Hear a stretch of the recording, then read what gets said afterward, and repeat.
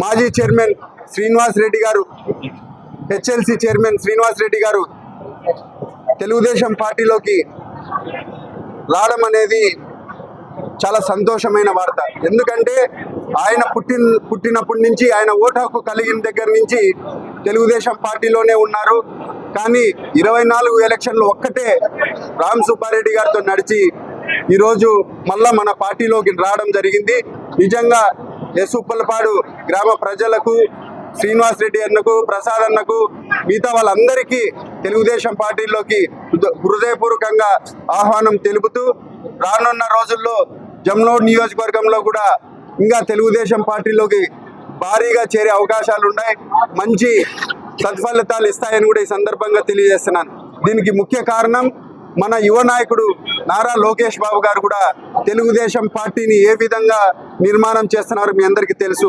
ఒక కార్యకర్తకు ఏ విధంగా ఇబ్బంది జరిగితే ముందుండి వెన్నుండి ముందుకు నడిపిస్తున్నారు మన నారా లోకేష్ బాబు గారు యువ నాయకుడు. ఈరోజు సభ్యత నమోదులు కూడా ఈరోజు తెలుగుదేశం పార్టీలో ఎవరైతే ఉన్నారో, ఎవరైతే వాళ్ళు సభ్యత్వం తీసుకున్నారో వాళ్ళందరూ కార్యకర్త నిధి కింద ఏదైనా ప్రమాదవశాత్తు చనిపోయినా కూడా 5 లక్షల రూపాయలు వాళ్లకు ఈరోజు ప్రకటించడం కేవలం ఇది ఒక తెలుగుదేశం పార్టీకే సాధ్యమని కూడా ఈ సందర్భంగా తెలియజేస్తున్నాను.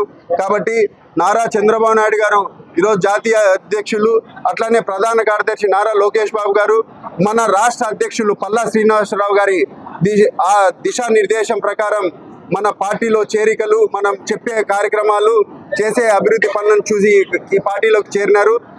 వారందరికీ మరొకసారి ధన్యవాదాలు తెలియజేస్తూ ఈ తెలుగుదేశం పార్టీలోకి ఆహ్వానిస్తున్నాం. దాదాపు ఈరోజు కుటుంబాల పరంగా తీసుకుంటే, నేను అందుకే ఇందాక చెప్పింది, ఈడ 100కు 90% ఈ తెలుగుదేశం పార్టీలోకి ఈరోజు చేరడం జరిగింది. కుటుంబాల విషయంలోకి వస్తే దాదాపు 300-400 కుటుంబాలు ఈ పార్టీలోకి చేరడం జరిగిందని కూడా ఈ సందర్భంగా తెలియజేస్తున్నాను.